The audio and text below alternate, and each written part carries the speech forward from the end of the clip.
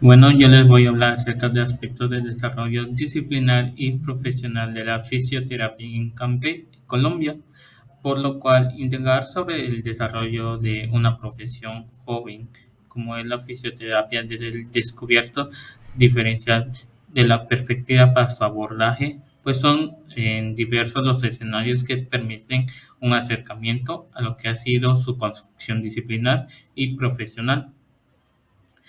Por lo tanto, lo que es la consolidación profesional de la fisioterapia en Colombia ha estado rodeado de interés académicos y gremiales, pues legitimar un profesional responsable de la fisioterapia. Aquí, en esta parte de la legitimización, se ha logrado gracias a la cualificación de los procesos de formación profesional y el trabajo jurídico que asocia este gremio.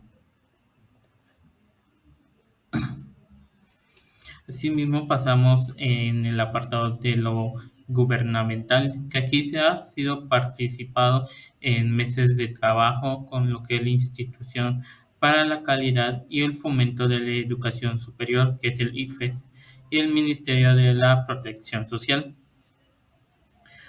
por lo cual obtener y validar un reconocimiento implica el trabajo mancomunado de la comunidad académica y gremial, que esto permite evidenciar en alguna medida las repercusiones que desde los procesos de formación y en ejercicio profesional en fisioterapia se genera sobre la problemática social en salud. Asimismo, atendiendo a este propósito, la comunidad académica y gremial se ha organizado para ser parte de actividades gubernamentales y sociales acordes a sus alcances de intereses profesionales. Pasamos a lo que es la formación en fisioterapia, pues aquí está la validación y reformulación de la estructura curricular de los procesos de formación en fisioterapia que se ha obedecido al continuo interés de esta academia por optimizar mecanismos de autorregulación y respaldar su asociación que es el ASCOFABI.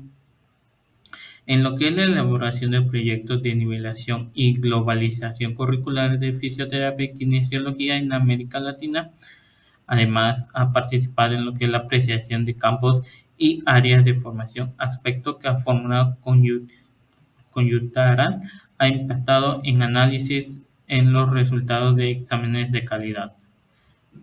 Por lo tanto, la fisioterapia ha evolucionado involucrando en lo que es la comprensión del movimiento corporal humano, concepciones holísticas que incluyen y trascienden los modelos etiopatogénesis lineales y netamente casuísticos, heredados de la medicina. Así como se reflexiona y analiza la confiabilidad de las consecuencias que tiene la vida, los procedimientos que orienta el fisioterapeuta encaminados a mantener, optimizar y potenciar el movimiento, tanto como las experiencias educativas que sugieren los programas de formación en fisioterapia. Por lo menos a partir de su intencionalidad y estructura curricular, objetivos, formación de perfiles y plan de estudios, pues son estos los puntos que se llevan a cabo. Bueno, yo les voy a hablar acerca de las especialidades de la bioética. Aquí tenemos que la bioética nace en medio de responsabilidad del fenómeno, retos y problemas originados por la tecnología y la ciencia. Desde sus inicios ha estado involucrado en lo que son las decisiones que tienen que ver con la asignación de recursos finitos y el acceso a desarrollos tecnológicos con una decisión en situaciones extremas sobre la vida y la muerte. También aquí participan lo que son elementos filosóficos, interpretativos y prácticos, por lo cual estos confieren diversos sentidos y significados con la parte a su vez de la concepción y vivencia. Lo que es la disciplina científica de la bioética ha generado lenguas con el ánimo de interpretar algunos hechos históricos y culturales que han dinamizado el conocimiento de lo que es la vida. Pasamos a lo que es la bioética clínica, que aquí esta es una práctica en la que se está centrada siempre en el individuo, ya que ocupa lo que son casos particulares cuando se presentan conflictos de valores que afecten el bienestar y la calidad de vida del paciente, por lo cual en Bacham y Childress consideran que todas las personas que utilizan la moral común en su vida diaria, pero para la resolución de sus conflictos es necesario hacer una justificación moral, que esto demuestra que cada individuo está haciendo en lo correcto. Pasamos a lo que es la autonomía, que aquí es cuando se le da el consentimiento informado al paciente, puesto que el resultado de la autonomía es el consentimiento que se le da al paciente con respecto a la práctica por alguna manifestación que haga el individuo con respecto al ejercicio de esa autonomía en la toma de decisiones que tiene que ver con su vida particular, por ejemplo, autorizar un procedimiento quirúrgico o terapéutico, reconociendo lo que son las complicaciones de que éstas puedan generar. Por lo tanto, el principio de autonomía se puede definir como la obligación de respetar los valores y las opciones personales de cada individuo en aquellas decisiones básicas que lo atañen vitalmente. Se supone que el derecho incluso a equivocarse a la hora de hacer uno mismo su propia elección. Por lo tanto, tiene dos condiciones generales: la libertad y la agencia, es decir, actuar con la mayor independencia posible de las influencias que éstas pretendan controlar con respecto a la toma de decisiones y tener lo que es la capacidad de actuar intencionadamente, resultado de lo que es la autonomía. Pasamos a lo que son los principios de beneficencia.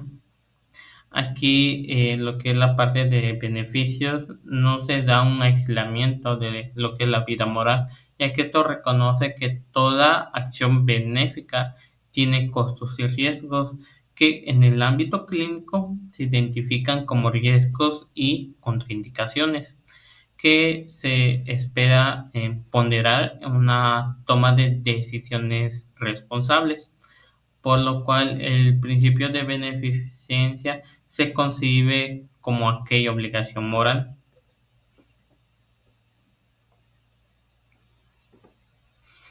Pasamos a lo que son los principios de justicia.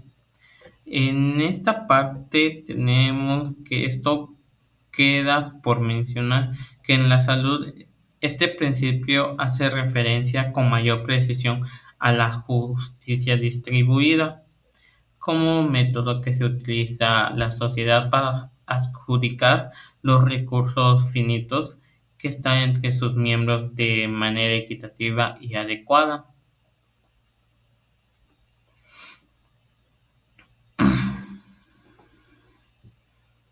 En general, con respecto a la bioética, tenemos que esta metodología de análisis de problemas bioéticos incluye categorizar lo que son los principios en dos niveles y seguir ciertas fases, como son los niveles correspondientes a lo público, que es la ética de mínimos, y lo privado, que es la ética de máximos.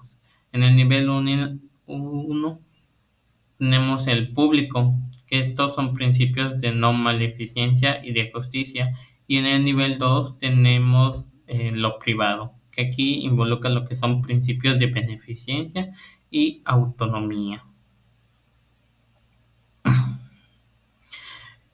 En cuanto a lo que son las fases, conviene precisar que la historia clínica es una herramienta clave de la cual estas se obtienen información que permiten aplicar el método. Luego de enlistar lo que son los hechos, se identifican los dilemas éticos y se precisa lo que es el sistema referencia moral, que es la premisa ontológica, que es cuanto el hombre en cuanto persona tiene dignidad o no, precio, etcétera. Y asimismo está lo que es la premisa ética, que aquí están lo que son todos los hombres, son iguales y merecen lo que es una igualdad cuanto a sus consideraciones y tenerle un respeto adecuado, que esto se contextualiza en lo que es el análisis del problema. También tenemos que en el enfoque principalista es una de las maneras de apropiar lo que es la integración entre el conocimiento y la moralidad, regulando lo que son las tomas de decisiones mediante un análisis donde estén lo que son los principios y la esfera del público o lo privado.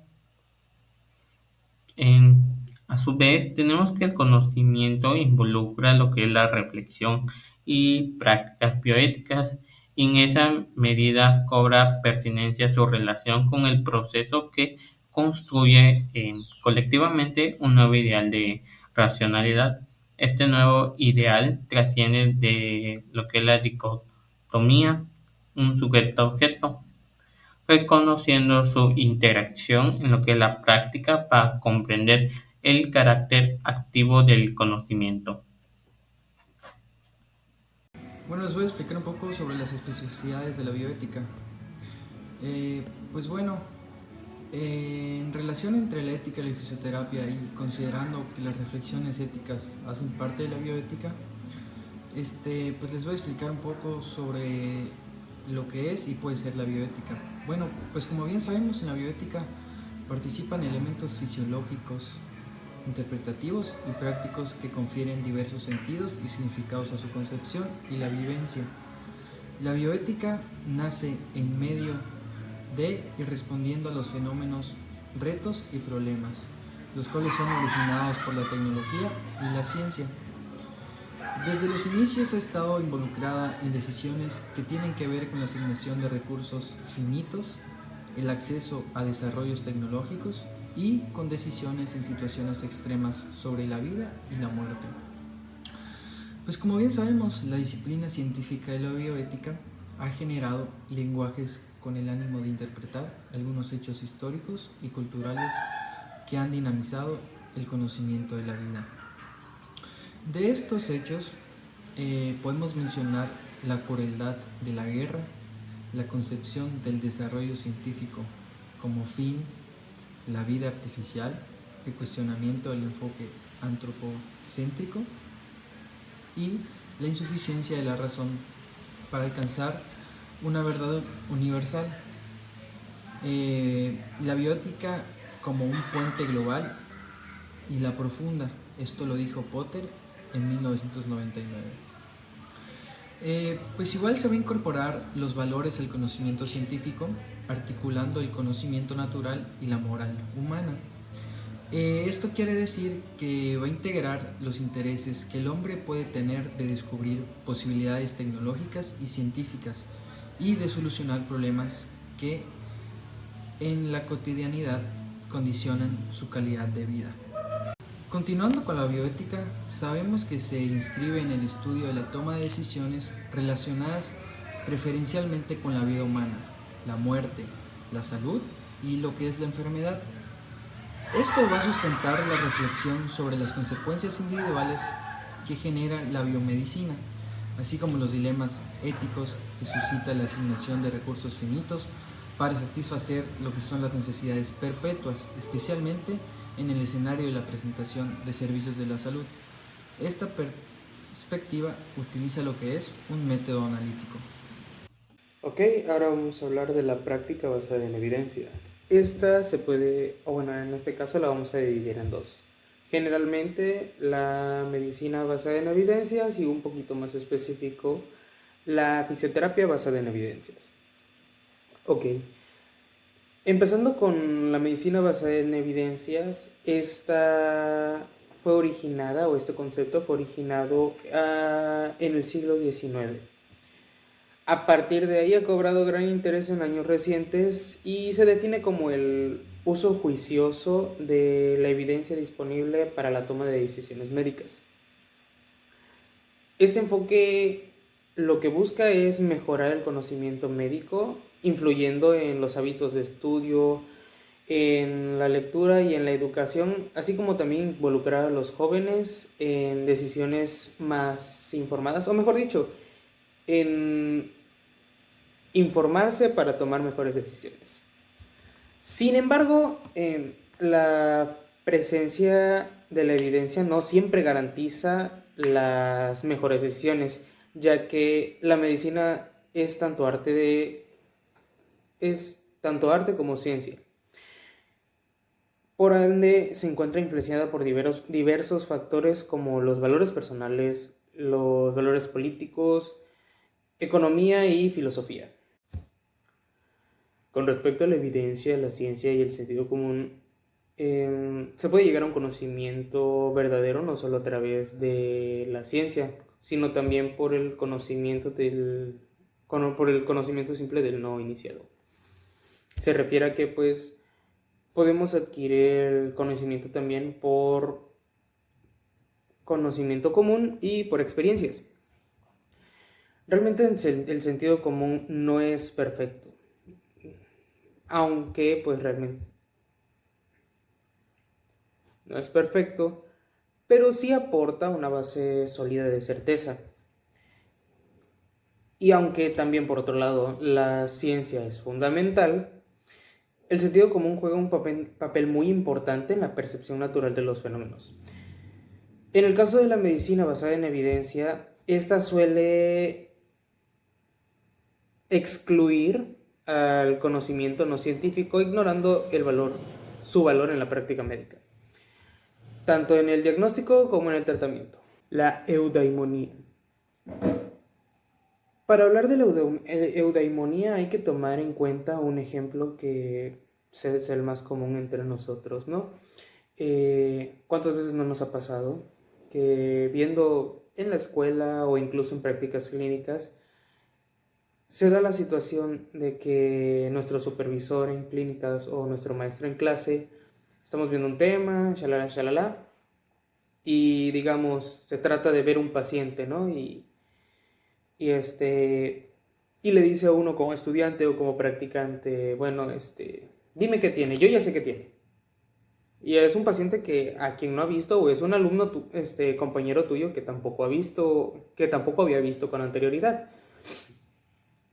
Y mientras tú estás observando, realizando alguna prueba complementaria o una prueba diagnóstica, él ya tiene una idea muy certera de lo que tiene este paciente. ¿Por qué? Nos preguntaremos nosotros. Y hay veces en las que él nos dice antes de nosotros decirle, y realmente es lo que pues nosotros después de las pruebas y después de tanta observación ya llegamos a ese resultado. Pues pasa que la eudaimonía, según Aristóteles, estaba estrechamente ligada al desarrollo de una virtud debido al ejercicio y la razón práctica. ¿A qué voy con esto? Un esfuerzo o la práctica de una acción, por muy difícil que parezca, con el tiempo y con la perseverancia se vuelve más sencilla. Por esto mismo, el maestro o el doctor con la simple vista puede fácilmente observar cosas que a nosotros como principiantes nos cuestan un poco más. Bueno, con respecto a las críticas a la medicina basada en evidencia, existen varios puntos en contra de adoptar la medicina basada en evidencia. Uno de estos es la famosísima panacea, que no es más que la búsqueda de una medicina ideal, de una medicina que pueda curar cualquier enfermedad o que incluso pueda alargar la vida. O incluso también otro punto como el de la idea de la práctica, como el punto, como la opinión del ideal de la práctica médica. Hay que recalcar que estas son posturas eminentemente consecuencialistas, que realmente miden las acciones por sus consecuencias. Y respecto a esto existen 3 acciones o 3 puntos, 3 premisas que ponen en duda estas posturas consecuencialistas. La primera sería que los resultados no siempre son medibles, o bueno, que hay resultados no medibles. En muchos de los factores importantes para la toma de decisiones muchos de los factores importantes para la toma de decisiones médicas realmente solo son subjetivos, no son cuantificables, como es el caso del dolor, que sí, hay escalas que intentan medir el dolor, no hay una forma, sigue siendo subjetivo, cada persona puede sentir de formas diferentes un mismo estímulo. Bueno, diferentes personas pueden sentir de maneras diferentes un mismo estímulo. Otro ejemplo sería el referente a los aspectos de justicia cuando se habla de una distribución de recursos o de acceso a estos. Si bien en ambos, como ya se mencionó, hay escalas que buscan medirlo, realmente no se puede cuantificar. Otro punto son las posturas que compiten. Dentro de la medicina basada en evidencia se busca rechazar el poder de la opinión de los expertos. Sin embargo, pues siguen siendo los doctores y los médicos y los directivos de las instituciones de salud quienes toman las decisiones cuando se trata de determinar objetivos y prioridades en la investigación en general o incluso la distribución de recursos. En estos casos, pocas o casi nunca se solicita la opinión tanto de pacientes como del pueblo en general. Por último tenemos el conflicto de valores. Dentro de la historia han existido diferentes casos en los que se pone en juego la ética, ¿ok? Uno de estos es el caso Willowbrook, en el que después de esto la revista The New England Journal of Medicine declaró que a partir de ahí no publicaría ningún trabajo que fuera poco ético, y ni se diga de trabajos que sea evidentemente que no fueron nada éticos. Todo esto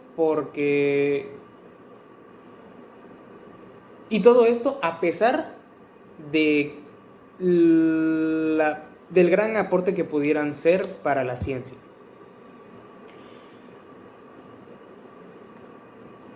Pero realmente no queda claro con qué parámetros se puede medir si un trabajo es poco, mucho o para nada ético. Otro caso también que es más común, que es muy común dentro de la práctica médica, es el caso de pacientes testigos de Jehová y su rechazo a las transfusiones, o con los católicos y su rechazo a la salpingoclasia o las vasectomías. Un último caso sería el de un paciente anciano, digamos, que no tiene familia, que no tiene hijos, no tiene alguien que vele por él. Ha sido diagnosticado con cáncer y con un tratamiento intensivo, ya sea cirugía, radioterapia o quimioterapia, puede salvar su vida y tiene posibilidades de éxito. Desgraciadamente, el paciente decide no tomar ninguna de las opciones que se le presentan y está en todo su derecho. Aquí la evidencia científica no dio como resultado lo que se esperaba, que para que el paciente se salvara. Desgraciadamente, lo más seguro es que el paciente pueda morir, pero fue su decisión. Nadie puede obligarlo a tomar una decisión que él no quiera o a tomar la decisión que quieran los doctores. Con respecto al método para el adecuado uso de la evidencia, Los defensores de la medicina basada en evidencia buscan que se evalúe cuidadosamente la información proveniente de estudios de investigación, esto con el fin de que tengan mayor valor los resultados provenientes de estudios controlados, por debajo que se encuentren los estudios aleatorizados y todavía por debajo los estudios retrospectivos, para que a final de cuentas tengan todavía más valor que las opiniones de los expertos. Para esto hay que tomar en cuenta también el hecho de que hay muchos casos en los que pues se publican, o bueno, únicamente se publican los trabajos cuyos resultados fueron favorables o al menos los esperados. Por otro lado, hay casos o trabajos en los que si no obtienen los resultados esperados, pues no son publicados y por tanto se termina echando a la basura información que podría ser muy valiosa para la comunidad médica en general. Por otro lado, los mismos defensores de la medicina basada en evidencia pretenden que los médicos busquen información impresa y electrónica para aclarar sus dudas en torno a sus pacientes, bajo la premisa de que hacer este tipo de investigaciones únicamente cuestan $3 y 15 minutos de su tiempo, cuando desgraciadamente esto no es cierto en el resto del mundo. ¿Por qué? Porque pues puede que en la biblioteca no haya información actualizada sobre el padecimiento del paciente, o falta de acceso a internet porque se encuentra en alguna comunidad rural en la que ni siquiera hay señal. Desgraciadamente esto, pues tan solo hablando de la información, si se le agregara eso, si esos $3 se agregaran al costo de una atención, hay lugares en los que desgraciadamente implicaría esto se tomaría en cuenta para poder tomar la decisión de atenderse o no, porque en lugares ajenos a México, hay lugares ajenos a México en los cuales el servicio de salud no es gratuito o no hay tantas facilidades para poder tener un servicio de salud gratuito. Respuestas individuales contra resultados de estudios. La respuesta a determinado tratamiento depende de una gran cantidad de factores. Por esto, los resultados obtenidos de estudios de investigación muestran resultados promedio, porque tanto pueden existir pacientes con resultados mejores que el promedio, también pueden existir pacientes con resultados por debajo, e incluso que puede que exista aquellos que hayan sufrido daños durante el proceso. Por ende, si bien la mayoría de los resultados son benéficos, existen pequeños grupos de población entre los cuales se pueden encontrar desventajas para algunos pacientes.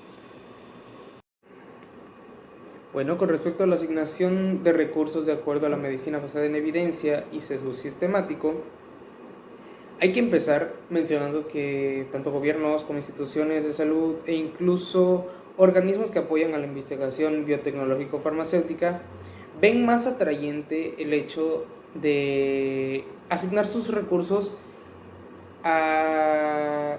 sobre la base de la evidencia. Esto pues hace un poquito más complicado lo que de por sí ya está enredado en cuanto a la asignación de recursos tanto para la investigación como para la salud en general. Ya habíamos mencionado que ya de por sí es un poquito cuestionable el hecho de que haya prioridades a las cuales determinan a qué se va a dirigir la mayor parte de los recursos. Pues bueno, ahora resulta todavía más cuestionable que solo se pretenda apoyar aquellos proyectos que dan los resultados que uno espera, o pues los que más benefician a uno. De ahí pues entra la duda: ¿cuánta certeza se necesita o qué probabilidad se necesita para poder recibir estos apoyos? Desgraciadamente, la medicina basada en evidencia introduce, por tanto, un sesgo para la asignación de recursos solo para aquellos tratamientos con evidencia rigurosa en cuanto a su efectividad o para los que tienen suficientes fondos para demostrarlo. Con respecto a la toma de decisiones bajo incertidumbre, Difícilmente podríamos asegurar que en todas las ocasiones será posible proponer un tratamiento con un diagnóstico sólidamente basado en evidencia. Quienes se dedican a la cirugía o quienes trabajan en servicios de emergencia saben que en la mayoría de las ocasiones hay incertidumbre y se trabaja bajo ella. Solo es posible informar con alguna orientación más o menos lo que se espera del tratamiento, pero no hay una forma de garantizar ni siquiera el diagnóstico, mucho menos el tratamiento, mucho menos sus resultados, mejor dicho. De todos modos, hay que aprender a trabajar con cierta incertidumbre en la mayoría de los pacientes. Bueno, si bien el término práctica basada en evidencia o medicina basada en evidencia fue acuñado en los 80s en Canadá por la Universidad de McMaster, actualmente su alcance se ha ampliado y diversificado con variantes como es el caso de la fisioterapia basada en la evidencia. La noción en este caso de evidencia abarca cualquier información útil para la toma de decisiones clínicas.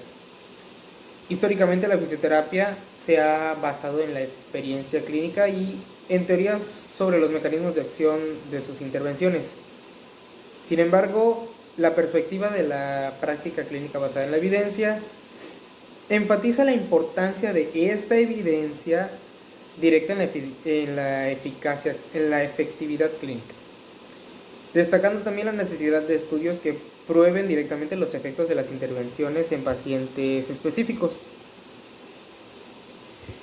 Por ende, la práctica clínica basada en evidencia como tal no busca desestimar la experiencia clínica y mucho menos las preferencias del paciente, sino pues complementarlas con la evidencia disponible o con la mejor evidencia disponible.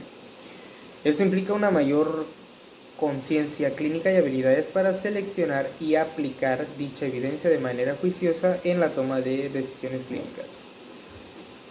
En resumen, las principales premisas de la práctica clínica basada en evidencia son, primero, que la experiencia clínica es crucial, pero no es lo suficiente sin evidencia científica rigurosa.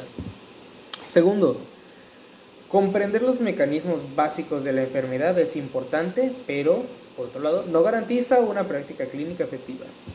Y por último, y tercero, es necesario comprender los principios y métodos de investigación científica para interpretar adecuadamente la literatura y la evidencia relacionada con diagnósticos, pronósticos y tratamientos. Los pasos necesarios para integrar la evidencia clínica en la práctica clínica son 4. Primero, formular preguntas a partir de las necesidades de nuestros pacientes. Segundo, localizar con la máxima eficiencia las mejores evidencias con las que responder. Tercero, valorar críticamente la validez y la utilidad de estas evidencias. Y por último, tenemos que aplicar los resultados de esta valoración en la práctica clínica. Para esto, la formulación de las preguntas puede proceder tanto de cualquier punto de trabajo clínico con los pacientes. Para la formulación de las preguntas, esta puede proceder de cualquier punto del trabajo clínico con los pacientes. Y estas preguntas tienen que estar bien construidas, bien estructuradas para que tengan relación con los problemas, de los pacientes y puedan dirigir los posteriores pasos. Con respecto a la identificación de la evidencia existente, el acceso a la información de investigación ha mejorado significativamente. Esto ha facilitado a los profesionales el acceso a la mejor evidencia disponible. Y para esto se han establecido numerosas revistas secundarias que resumen y sintetizan las mejores evidencias de fuentes primarias. También han surgido organizaciones dedicadas a recopilar datos de investigación, además de bases de datos tradicionales como Medline o Embase. Por otro lado, también las revisiones sistemáticas de la efectividad de intervenciones se han hecho cada vez más comunes y el desarrollo del Internet ha diversificado el acceso a la información, incluyendo literatura gris no indexada o la disponibilidad de protocolos y guías de práctica clínica. Y sí, estas mejoras han sido fundamentales para hacer frente a la vasta cantidad de información científica disponible, convirtiendo la revisión sistemática en una herramienta clave para condensar la información en unidades más accesibles. Ok, ahora hablando de la valoración crítica de la validez e importancia de la evidencia,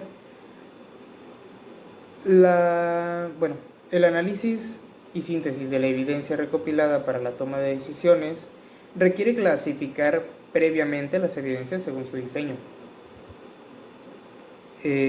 Aquí se adhiere una tabla en la cual hablamos de los niveles de calidad de la evidencia científica, poniendo hasta arriba, en primer nivel, la evidencia obtenida a partir de al menos un ensayo aleatorizado y controlado diseñado de forma apropiada. En el segundo nivel, pero en el tipo 1, encontramos la evidencia obtenida a partir de ensayos controlados no aleatorizados, pero bien diseñados. En el segundo nivel, tipo 2, encontramos la evidencia obtenida a partir de estudios corte o caso control bien diseñados, realizados preferentemente en más de un centro o por grupos de investigación. Igualmente en el segundo nivel, pero en el tipo 3, encontramos la evidencia obtenida a partir de múltiples series comparadas en el tiempo con o sin intervención. Y por último encontramos las opiniones basadas en experiencias clínicas, estudios descriptivos o informes de comités de expertos. Según la tabla, es recomendable priorizar intervenciones respaldadas por evidencia positiva y pues abandonar aquellas con evidencia negativa. Sin embargo, es poco frecuente encontrar pruebas concluyentes. Las limitaciones incluyen la incapacidad para responder a todos los problemas con ensayos controlados aleatorizados y la dificultad para discriminar entre estudios del mismo nivel con resultados contradictorios. Por ende, la valoración de rigor científico es esencial para formular recomendaciones. Hablando de las barreras para la práctica basada en la evidencia, en general se reconoce la importancia de la práctica basada en evidencia en la mejora de la calidad de la atención médica, pero pues realmente se han identificado barreras para su adopción y aunque aún es temprano para determinar barreras específicas que enfrentan los fisioterapeutas, hay diversas dificultades que podrían tener en común con la medicina. Dentro de estas barreras podríamos encontrar la falta de conciencia sobre la práctica basada en evidencia, la insuficiencia de habilidades para acceder y evaluar la evidencia, la resistencia al cambio de hábitos y rutinas, y las actitudes de los pacientes y el entorno laboral también pueden influir. En cuanto al contexto, tanto el entorno laboral como el contexto global de la disciplina pueden presentar barreras. La falta de tiempo y la inercia organizacional también son obstáculos comunes. Se ha sugerido que el uso de protocolos basados en la evidencia, construidos también por colegas, podría facilitar la transición hacia la práctica basada en evidencias en lugar de depender únicamente de resúmenes o revisiones sistemáticas de evidencia.